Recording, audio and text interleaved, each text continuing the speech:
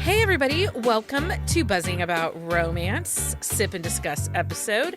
I am Becky, and joining me for this episode is Jenny. Hi, Jenny. Hey, Becky. And Leah. Hello, Leah. Hello, Becky. Okay, so how's your week going? It's Wednesday. It's hump day. Okay. It's hump day. I fixed my dryer. Going. That's right. No dryer fires today. Nope. I fixed it. Go, Jenny. It's been a week, and it's only Wednesday. It's been a couple weeks. It's been a couple weeks, couple months. Really, 2025 can suck ass, but it's okay because I'm really excited about this book, and it's been on our TBR, I think, forever. Yeah. Well, and Amanda has talked about how much she enjoyed it multiple times since we really need to read that book and we just hadn't gotten around to it. And then Amanda's like, let's do it for a sip and discuss. We're like, yes, we will. Let's do it. We will. So I think it's one of those again. And I'm just as bad as everybody else. You know, we often get called out, especially with authors of color and less represented voices. We often hear, it's okay to say, I want to put it on my TBR, but you have to prioritize moving it up on your TBR and actually reading it. And unfortunately, I think this is one of those books that I constantly was like, it's on my TBR, I'm going to get to it. And I never prioritized it. So I'm grateful for this episode that we prioritized it. So and there honestly, there's so many books where I do that, where I'm like, I'll get to it later type of thing, and then I never do. Yeah. Oh, my TBR is just like this vague thing off and I don't have an actual TBR. It's basically if it's been written, it's on my TBR. Yeah. And I'll get to it eventually. But there's more books coming out, so it's really hard sometimes. Well, we should definitely. So this week we're reading The Legacy by Dylan Allen. It is book 1 in the Rivers Wilde series. And I wouldn't even call this a series. I would say this is a freaking saga.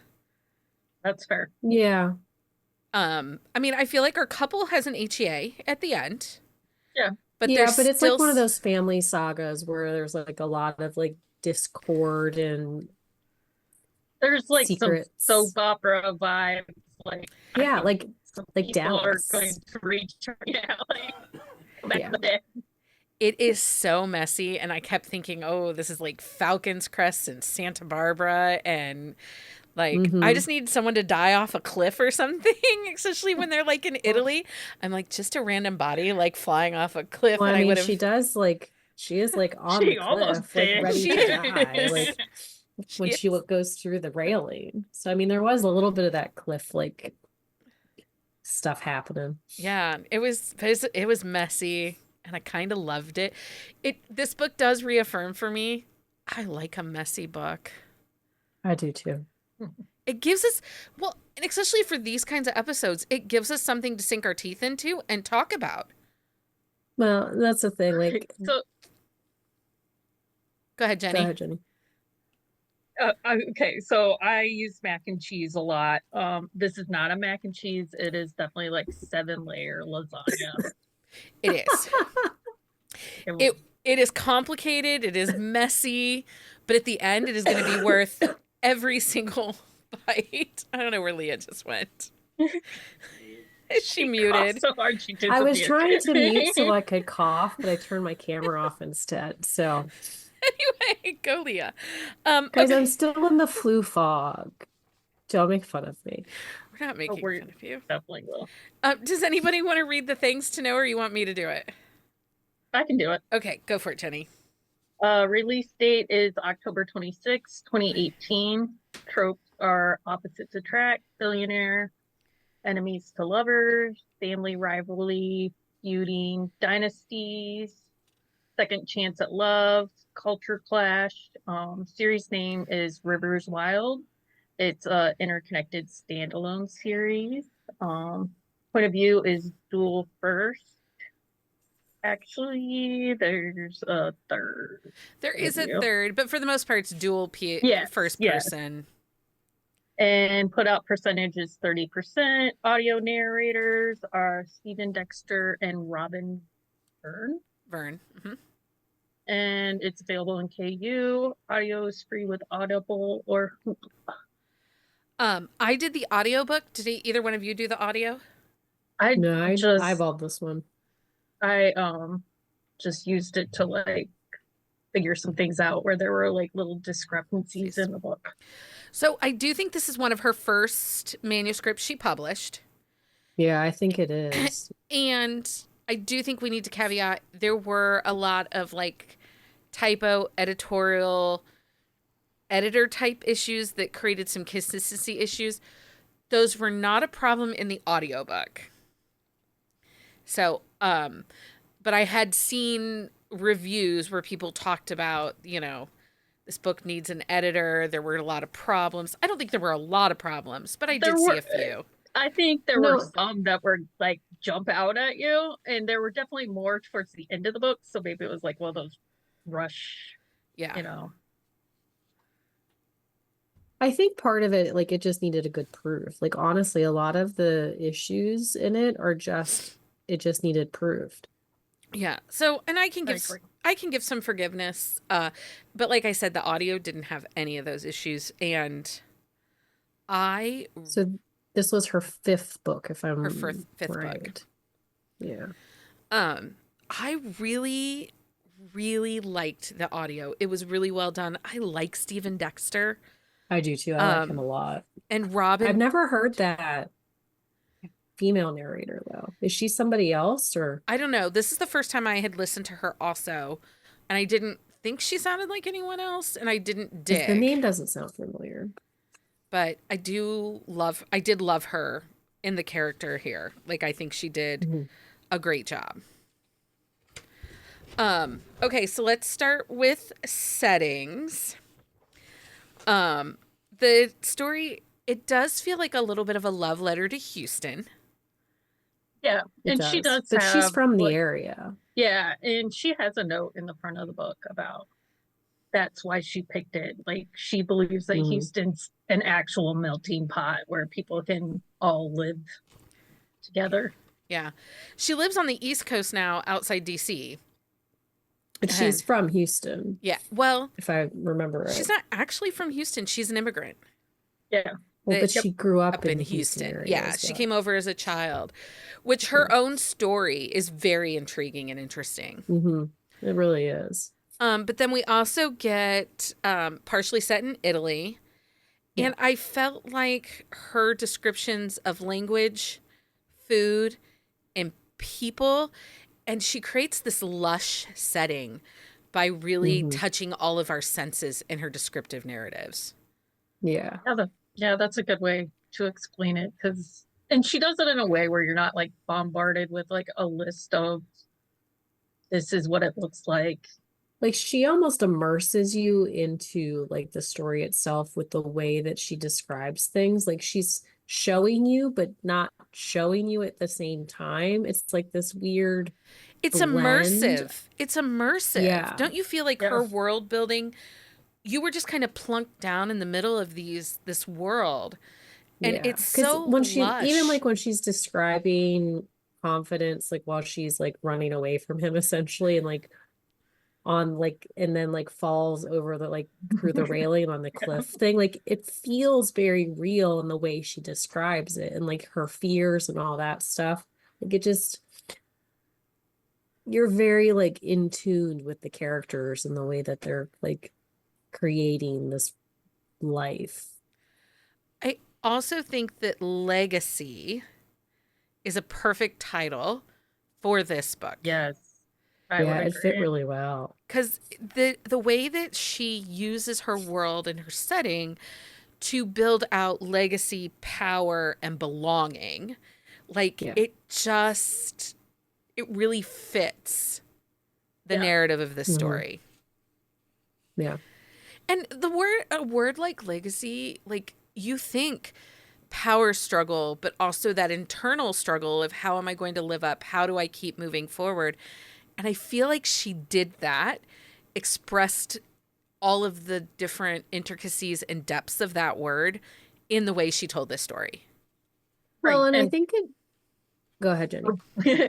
And for both characters, like, it wasn't just his legacy. Like Confidence really struggled with like her past and how that like shaped her future too. So Yeah. Well, and like the way that she opens the book up itself, it's like he is 16, but he's like basically getting torn away from like the home that he knows. And it's like when you turn 30, like you have to come back and like or 25, like you have to come back and like reclaim your place. Yeah. So it's the whole like thought process from the get-go and the way she just sets the story up itself. Yeah.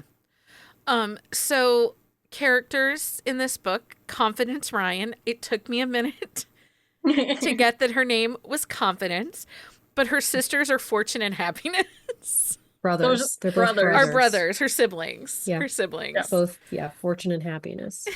I giggled every time. Yeah, I have to say, Yeah. but like she does talk about like the naming and things like that. So like at first you're like, ooh, that's interesting. And then like was there's a a little bit choice. more to it. That was a choice. But honestly, it really fit her well. Like she lived up to that name in a really good way. And I like that she was like blatant about it. Like, yes, that is my name. Like, let's move on. Yeah. So Confidence herself, is really strong-willed. I know that Leah struggled a little bit with her stubbornness. Yeah. I did. And it's not that I dislike the fact that she was stubborn. I just felt like she took it, like she could have given in to things sooner. Like I felt like she held tight a little too long. I agree with this. And Stacy brings up something in the YouTube chat where she says, honestly, the romance was her least favorite part. There was so much drama and mess everywhere to enjoy. And I do feel like sometimes in a saga, in a book that's going to be a drawn out series of messiness like this, the romance can feel like a second, come in second place to the messiness of the saga. And I do feel like in this book, that is what happens. Yeah, I think that's very fair because we like see them meet and then it just kind of jumps like a month, 2 months, 3 months.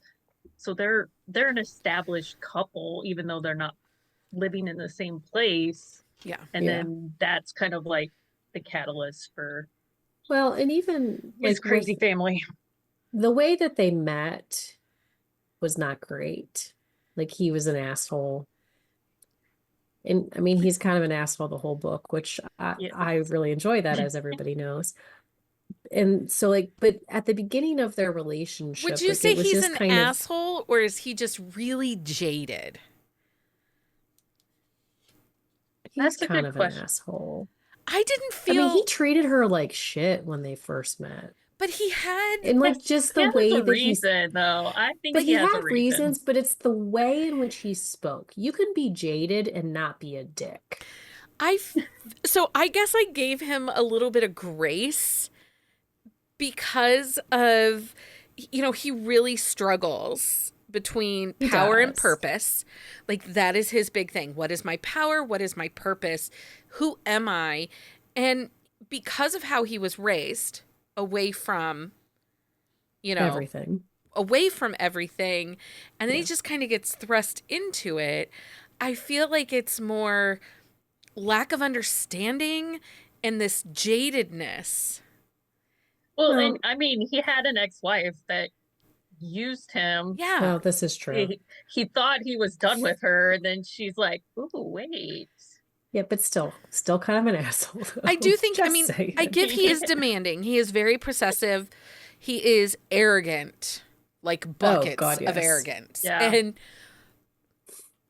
But I didn't mind it. Like, I didn't mind it. I hate have no problems with it. But I'm just saying, like, my thing is, like, my whole point to that was at the beginning of the story, their relationship was just really easy. Like, once they got past that initial reaction, like it flowed easy. They got along, they spoke, there was communication. And then his family happened, and it went downhill from there. Do you think that for his jadedness, his assholery, did he redeem himself enough through his making amends and his groveling? I think he did, I which is why I'm kind of mad at her. Well, and I think he learned a lot. Like Yeah. he learns a lot about himself, like both internally and externally, and then like having a baby coming is like you got to figure out what all this means because you got to teach somebody else. Like, Yeah. Yeah. Yeah. I think he did because I think that's the thing. Like he recognized even from the get-go, like he shouldn't have said those things. He shouldn't have asked for it. And like his big thing was trying to get past it without her knowing about it. But dude, that never happens. Never. I mean, Like, his brother told him. He yeah, did. and that's the thing. And I think he recognized like he was an idiot, but he had been burned in the past by the ex-wife. And so like the reasoning behind it made sense. The lack of transparency and the fact that she found out, and she is like, oh, she also is a little bit jaded Yeah. in the way that like she grew up because like her dad and her brother were both abusive. She grew up fairly poor, like, and so it's Yeah. like they both have a lot of Well, they issues have with baggage. a Both of lot them of are bringing a baggage, lot of like baggage in. with the way they grew up and how people view them. Like he is like seen as this unattainable like god essentially in some ways because he is in charge of this company and he has so much money, and she is from the wrong side of the tracks. Yeah. Well, and she's also been hurt by someone that had power over her. Like, Yeah. Yeah. Yeah, because that ex was a tool. It really was. So I don't feel like their And his baggage, name was though. Nigel.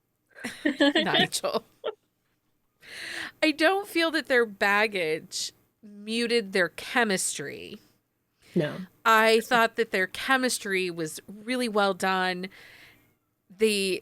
It felt fresh the way that they come together, I guess. And fresh, I mean like the sex scenes were good. They didn't feel cringy. There was never a moment where I'm like, why are we doing and even this? being like from 2018, like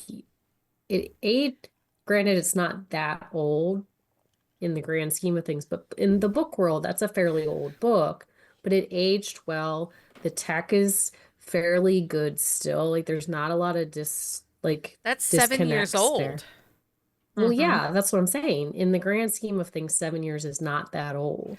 But in books, seven is an older book. Yeah. So it's like you figure a lot of some of the books that we've read that are a little bit older, like the sex scenes are a little bit more cringy and there is a little bit less like consent in those things. But this book didn't have any of that. Like No. it flowed well, it's aged well. I think there's a timeless dynamic between the two of them with she being light, he is the dark, she Yeah. is the dreamer, he is resilient. Those are timeless themes. Yeah. Right.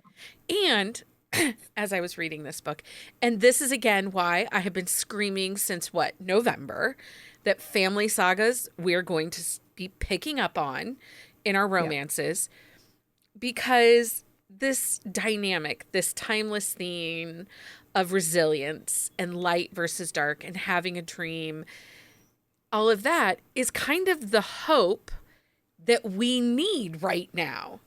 We need to see these messy, complicated relationships. And in the end, love is still standing, even though everything was working against them. Yes. Well, and even like when he finds out like his aunt is actually his mom and his dad wasn't his dad, and like he's so angry about that, and that like really clues more into like who really am I type of thing. It's like his entire life like he's been lied to, and it's like he's already having a hard enough time trying to find his place as like the head of the kingdom, and then they throw that at him, and it's like, what the fuck now? So, do you hope that Remington Wilde, do you want to read his book? I already I'm going started to it. read his book. You're already invested, huh, Jenny? Yep, I started it today. That's fantastic. I like Remy. I like his character. I think that he's going to be a really dynamic story. And I didn't read the blurb on his book because I wanted to be like totally surprised. I told Becky earlier I felt a little like misled by the blurb on this book. It wasn't I what don't I think I expected. Not in a bad way Well, the per se. I don't think I prologue. read Okay, the wait. blurb. But I have to say the prologue. You read the prologue that was Yeah. Remington versus Hayes. Yeah. If I didn't know better, I would have thought it was going to be a MM relationship between the two of them. I mean, I knew better. Well, I that, could see yeah. why you would. Yeah. I could see why you would think that. But the way that prologue reads, I really Yeah. had a moment and I'm like, this isn't What MM, right? surprise. They're brothers. Brothers. They are brothers. Yeah, I don't think I read the blurb, but I knew going into it was male female, so I didn't have that thought. And I also think that part of like that universal theme that we get with the dreamer versus resilience versus light versus dark, the other thing that we get is the balance of personal happiness with professional obligations. Yeah. And again, these are timeless themes. These work versus, some of the other bullshit people are trying to sell us to read right now. Well, but I think part of it though too is the way that a lot of the story, like in the second part, plays out. Because Remy hires confidence, which I will say you cannot just all of a sudden be a lawyer in a different state. Like it doesn't work that way without taking the state's bar. Like you have, There is a U.S. bar. unless There is a national bar. And she was practicing in DC, so she probably Right. And there are universal bars. There are certain bars you Well, can take I'm in just certain states that have reciprocal. And the only reason I say all of that is Dylan Allen herself is an a lawyer. attorney. Oh, Again, yeah, What a okay. I was gonna surprise. ask. Yeah, Nobody that is makes surprised sense. by this. Surprise! There's a romance author who's an attorney. That's an attorney. The other thing that's really interesting about Dylan Allen is she went to Howard, the historically Black college, and she often talks about how that molded and shaped her and this desire to tell these stories of class difference and importance of respect. And Confidence herself sometimes feels a little preachy. Like she gets up on her soapbox. But also, I think that don't you feel like, one, that Dylan Allen's a lawyer, and so now that makes a little more sense. But two, you kind of sometimes have to be heard. Like if you don't say it 7,000 times, people aren't hearing it. And it didn't bug me when she got in those moments because she's fighting for people who are less fortunate. So it's like the reasoning behind the soapbox and the thought process behind the preaching and the need for them to do more and see more is because she was those people at one time, and she wants these rich, privileged numbskulls to see the fact that like they are privileged. They could be doing so much more to help these people. And I think that was one of the things that I really liked about her is like she was very, very intelligent. Like she studied what she was talking about. She was not just spouting nonsense. Like she knew like what she was saying. And that was the big thing. And that's why I didn't feel like she came off as preachy or like obnoxious in that sense, because of the fact that like she visited those people. Yeah, well, and she experienced it, like you said. Like there's something to be said for experience being a teacher. Like you can And the understand self-awareness. Yeah. So their character arcs, I think we see such great growth in the both of them through this book. And it was so exceptionally well done. And I know the book is on the longer side. It didn't feel long. The pacing was, it was there's really always smooth. something happening. And sometimes I was like, wait, everybody needs to sit down so I can figure out where everybody is and what everyone is doing. But this thing was constantly moving, Yeah. like constantly. I also like that it wasn't a duet because it could have been done as a duet. And she might have originally written it as a duet because that would have been very on trend for 2018.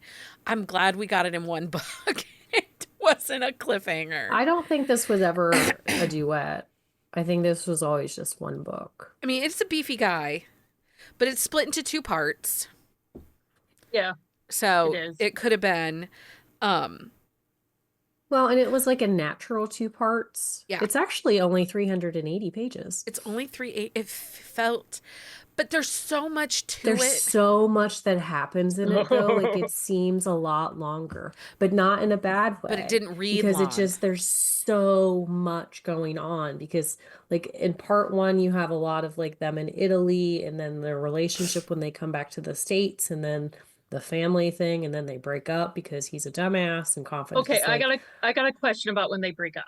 Okay. So, because there was this paragraph that I read like 3 times, because I'm like, does she call him and have phone sex and hang up on him? Yes. Okay, and she does that multiple times. Yes. Yes. Okay.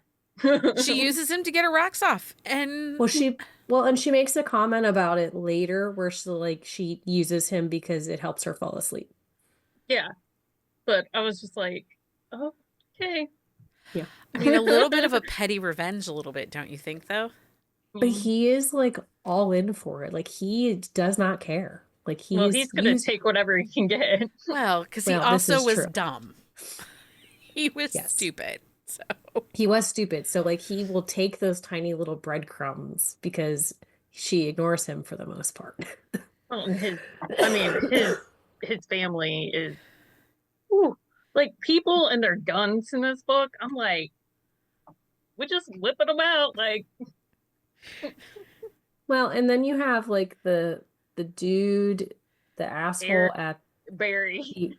Barry. I couldn't think of what Barry's name is. Barry. Barry was a A turn tool. and a half.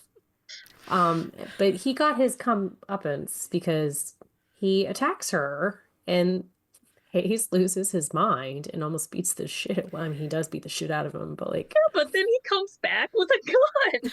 and then he comes back with a gun. But okay. The one thing I do want to say is, one of the things that I've screamed about for the last 6 months is I want stakes and emotion over vibes. There were no vibes here. This is all stakes. This is what but the emotion in this book too, this is what I want. That was 350 I fully pages. admit that I teared up a couple times, and I might just be hormonal and in the flu fog, but I definitely teared up a couple times. But it was thought-provoking, and Yeah. it made you really look at the characters, and there was stuff that you could really sink into in this book. Do you know what I mean? Like his relationship with his aunt, and then to find out she's his mom. Like the turmoil, I could kind of forgive him a little bit for some of his dumb stuff. Well, but even like his aunt, when like they're at the diner and she looks at Confidence as like, how much money do you, or how much? I was like, tries to bribe I her. wanted to like you. But the fact that Confidence like lays her out and like fillets her up, and like, I love that scene so much. Like, I was not a big fan of the aunt / mom for most of the book. Like, I didn't really like her. I thought that she was just an obnoxious person who didn't really understand like how family and love really works. But when Confidence like lit into her in that scene, I was like, yeah, bitch, you tell her. Well, the other thing is so this was a pretty angsty read. And Leah, you're often like, I don't want the angst in my books. I don't like. I don't want a angst that is displaced and not needed. Like, you don't want manufactured angst. Manufactured, yes. Like, I don't think this book, had it not had the angst, would have worked. Like, you needed the angst. You needed the messy. I mean, I like an angsty book, but it has to make sense. It all made sense in this book, and I just kept going, these people are messy. And you I know. totally know that you'd be the lady, like, vacuuming your yard to watch the drama unfold. You know what I'm talking 100%. about. Oh, I would I'm going definitely to do dust that. my bushes because I got to know what's going on with these neighbors because they be crazy. Yeah. I mean, it's not like there's any neighbors close, but No, but like, I'd be taking a long stroll through the or would woods. you have been at the diner with the aunt in confidence and been like, Well, Yeah, then but Henny. that's something too. Like you get that small town like feel too, and like the nosy people, and it's like they're getting up in everybody's business. So it's like you have that small town like character on top of like all the chaos that is happening. And so it's like there's so many moving parts in this book that it almost seems like it's going to be too much, but it's almost not enough. well, and I think we get like all that personal growth. You get the family legacy and Yeah. just the timeless theme of finding balance between love and duty and how this works in your world. Like, I just think all of those layers that this story gave us just. This Yeah, is a 'cause book that I think you reread. It reads different every time you read it. Yeah. yeah, because I would say like one of the like main themes is like found family versus blood family because she Yeah. struggles with like, okay, I did not see like her brother had killed her dad. I did not see Yeah. that coming. I was like, oh, I honestly figured it would be her mom, like in a moment of right, like self-defense. panic. Yeah, Yeah. Yeah. yeah. And so then she's concerned that like she's gonna pass on those like Yeah. anger issues or addiction issues Yeah. to Yeah. her children. Well, Which but is then you really get like realistic, this, like though. with her mom Yeah. too, like they have such a good relationship, and like she was really the mom loved Hayes, and so like she was even madder at the fact that he did what he did because it like was disappointing to her mom at the same time. Yeah. Is there anything else in the legacy that we want to talk about before we go to the next part? Poppy's like my favorite side character, the Poppy. like She was, house manager. Yeah. Yeah. yeah. That like just walks up and is like, this gun isn't loaded. Like There were so many guns, and you have to wonder, was that a Texas thing? It's I still a mean, Texas thing. yeah, like because I thought about it, I was like, Ohio's like open carry now, and I'm like, but I don't But you feel have all like this Texas cowboys. There's a lot of guns in Texas, just everywhere. Like, it Everywhere. was a little, like, at first, the first couple times, I'm like, okay, I guess we're It's very having guns. realistic. It's a realistic. Which is interesting because I didn't realize until after that Dylan Allen had lived in the Houston area and grew up there because she lives in DC and I think the DC area now, I think she lives like Maryland outside Baltimore and stuff. And the East Coast, guns are not, just All willy-nilly. brandished at the dining room table or, the housekeeper doesn't typically come up and be like, just give it to me. I did like her. I don't know if Poppy has a book or not, because so Dylan Allen writes some of the smaller side characters in the 1001 Dark Knight books. I don't believe Poppy does. Tyson, one of the brothers, has a book in that series, and then there's a family that is loosely connected with the town that has a book. His name is Omar. Okay. He played soccer. Because I actually am doing a Q&A for that one. It's called The Mastermind with Dylan. I will say, I think that Dylan Allen just kind of became like a favorite author for me. Yeah. Like, I need to make time now to dig into the rest of these books because this family is so messy. Like, I'm invested in this. I am excited for it more. I mean, I jumped right in, and it starts like right at the hospital where she gives him the envelope. Oh. Like, yeah. I'm trying to think if I have time this week. I don't Can have I time. get the audiobook in this week? Oh. It was just so good. And I think Dylan has like a really great, unique voice. Yes. Yeah. And the pacing, the pacing was so good in this book. For as messy as it was and as crowded as the pages were, I don't feel like we ever lost anyone. Right. No. And it was just snappy and it just kept moving. And I don't know if that's because there was just one catastrophe around the corner. Like, I think it was a little bit of both though. Like it just like there was so much going on, but like it just really worked and made sense. Well, and like she markets these as interconnected standalones, but there's like I don't feel like there was anything like hanging out. Like everything felt complete, but there's stuff that she could definitely like. Dude could come back from the dead. What's happening with the Barry dude? Like, is he gonna lose his mind? Because like he worked for Remington. Like, right. there's a lot she could do. Like, it was Well, like just she very well created this crafted. world in which that she could really go any direction with it. And I think that's the big thing is like the world itself that she's made, like there's so many options because you have like that small town feel. You have the small town gossips, but you have like the rich, like in charge of everything families too. So book 2 is Remy, book 3 is Regan. And so it's like you get those ones, but Regan is with Stone, which is one of the brothers of Hayes. And then, Leah like I is said, so invested in this series. What's book 4? Book 4, it's like it's like a Christmas special type thing. Okay. Okay. Gotcha. So we get everybody wrapped up. Wrapped up. It's oh wait, but what's this? The Gathering, a brand new holiday novella. Okay. Leah's like, how much? Well, okay, so make sure you check out. I was looking. I was looking to see if Poppy had something. She does not at this time, but.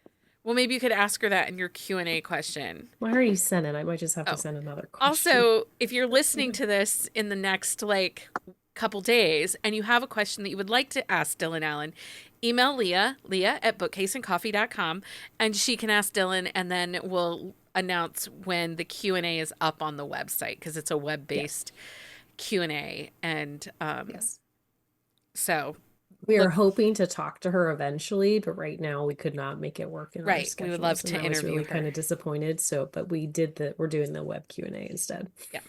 Okay, so let's do our thumbs up, thumbs down. Amanda wants to make it very clear that she will accept 0 criticisms on this book, and it is a thumbs up for Amanda.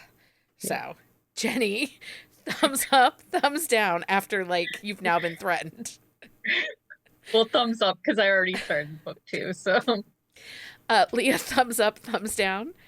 Mine is also thumbs up. I really liked her writing style. I like the character development. I like the story arc. There really is, aside from like the little edit issues, there was really nothing that I disliked about this book. And they didn't exist in the audiobook, and so 10 out of 10 loved the audio. Thumbs up for me. I was already a Dylan Allen fan because I think that like Confidence is pursuit of social justice is very ingrained into who Dylan Allen is as an author and as a human. And I've already was a fan of hers just as a human, and now to know that her book is this good, like I'm ready. Like I'm gonna try to have to figure out how to read book 2. So I'm so excited for this book. Like I really hope everybody will pick it up that hasn't read it yet. And I will say she likes messy because the mastermind, even though it's 1001 Dark Nights, but it's on the longer side for one of those. It's pretty messy. Is it pretty messy? It's pretty messy. So, and that makes me wonder, you need to ask her though, does she have a love of nighttime soap operas? I'll have to ask. Like, where does this love of the messy saga come from? There's definitely soap opera vibes like underlying. There were a couple times where I was like, and these are the days of our lives. I mean, nobody got possessed by the devil like they did in Days of Our Lives, but it's there if we want it. Okay. Anyway, if people liked this book or want more books like this, what would we recommend?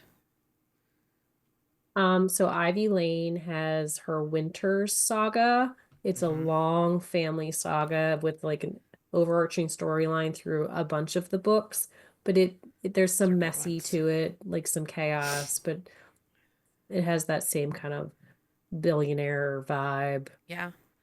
I thought of Marie Johnston and her Oh, different the King's the Oil and all kings those and the ones, oil Yeah. the dukes. barons. Mm-hmm. Yeah, I really felt like she tends to write a little bit of a family saga. If you like the idea of a world that's a little messy and nothing is really Well, like clean, and they have the crappy parents. they do have Like, crappy parents. I also thought of Lauren Rowe, just her world, like with the Morgan family. It's that messy, complicated world that, wealth and, warring yeah. backgrounds and stuff like that. I think that also does well. Jay Salmon's The Doctor series, her Billionaire Doctor, Boston Billionaire Doctors, has some of the similar vibes, especially if you read Yeah, the I could Edge see that one. series before you go into the Doctors, because you get the sisters book. That kind of has some of that soapy, because everybody's in the hospital, like they're the nurses in the Edge book. They're Yeah. nurses, and then you go into the doctors, and so it's kind of that general hospital like Yeah. soapiness.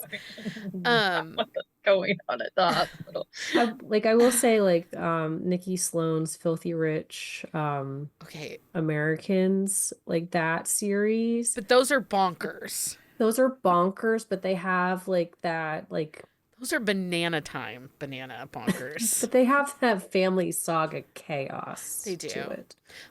Sawyer Bennett's The Bluegrass Empire Mm-hmm. definitely has some of those.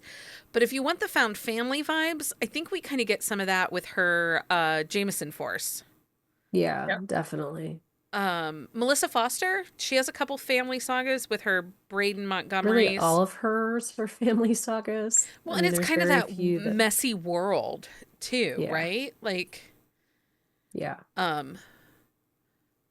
I would say A.L. Jackson maybe with Redemption Hills a Well, little really, bit. like any of hers, they have like because it's either family or found family, like Yeah, in and they're those like series, intertwined. and they're Yeah. intertwined, and like but there's always the secrets. There's always secrets in hers. Like there's always a culmination, like in the third act of like something that's been hidden, like with Hayes's parentage. Like hers is, Yeah. you never know what it's gonna be.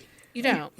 Um, I really liked this book. Like this is one of those that's gonna live rent free in my head for a while. Yeah. Fair. So That's I seriously ended this book and was like directly to the Kindle store. Like, well, and I have to tell everybody earlier this morning, Jenny texted the group chat of the co-hosts and was like, Oh my "Who's on gosh. tonight's episode? I have to talk about this book." And I was like, oh shit, she didn't like this. No, And then I'm Becky and like I were trying to go through the talking. book in my head, like there shouldn't have been anything in this that was like A hot button issue for Jenny. like Like we both were maybe a the little panicked guns, for a but minute. no, it was good. It was, we just both were kind of like, because we usually try to warn Jenny if there's going to be something in a yes, I book that we know appreciated. is going to make her ragey. We do try to Yeah, warn but you. for a hot minute, Becky and I were like, oh no, what's gonna happen? But Because then you that was kept going and it made more sense. yes, because that was like right when she was like, "Oh, so my brother killed my dad," and I'm like, "What?" Sometimes things happen. I Sometimes mean, they it made do. sense how it happened, but Yeah. yeah. And then Um, it just kept going. it just kept And then it going. just kept going. So, anyway, that is a wrap on this episode. We hope you enjoyed our deep dive into The Legacy by Dylan Allen. We hope that you all will continue on with the series and give it a check out. If you've never read something by Dylan Allen, 10 out of 10 recommend read her books. Yep. And then we will be back Sunday night, 9 p.m. Eastern Standard Time on the the YouTube or later that evening in your podcast feed. I don't remember what we're talking about this week. I don't have a clue. Uh-huh. Are we doing age gaps this week? Maybe. Maybe? I don't know. You just put the numbers on the calendar, so. Yeah, I did. And because we never know exactly what we're talking about. I don't have the darndest idea. I'm not sure what we're talking about. Look. We should probably look and prep for that. You know what this means, though? This means nobody made a doc yet. Also true. Which, Anyway, okay. It's been a week, people. It's been a week. But we'll be here Sunday night, 9 p.m. And talking Eastern about Standard something. Time. Yeah. yep. Next week, we're deep diving into The Broker by Nikki Sloan. Based on reviews, I don't know what we're going to talk about, but we're going to talk about this book. There's a lot of sexy times. Is there any plot? I think we'll see. Find out, I Light? guess. We will see. The plot might be a little light. This might be a Heather title. Oh, yeah. Okay, since we canceled last week's Wednesday's episode. I'm sorry. Well, Leah was sick and things were just, Whitney, My Love is a beefy book, and I want to make sure that we give it the time. And Amanda and I could have done the episode and we'd have been fine, but I felt like you read this I have book lots of thoughts. and you have lots of thoughts, and it felt really important that we give it its time. And so I overruled the executive producer guy, and we will have a special Sip and Discuss episode on Friday, April the 11th, 9 p.m. Eastern Standard Time, right here on the YouTube, and then it'll fall into your podcast feed after. We're going to chat about all things Whitney, My Love by Judith McNaught. So come spend a Friday night with us, April 11th. You can find details on our website. I just put information up there. Also, starting Monday, I'm bringing back Mug Monday. I love Mug Monday. And you can find details, well, because I bought some new mugs at TJ Maxx this weekend, and I felt like we might need to celebrate mugs so that people don't yell at me for buying So more everybody mugs. can see the mugs that Becky bought. Yes. True story. So make sure you check out our website for our Mug Monday celebration and come back and join us Sunday night. So until next time, everybody. Happy reading, everybody. Find us on Instagram at Buzzing About Romance or on Twitter at Buzzing Romance. If you like the podcast, please leave a review. If you'd like to support us directly, join the Bookcase and Coffee Patreon and receive exclusive content only available to Patreon members. Check out bookcaseandcoffee.com for our on-the-shelf show notes.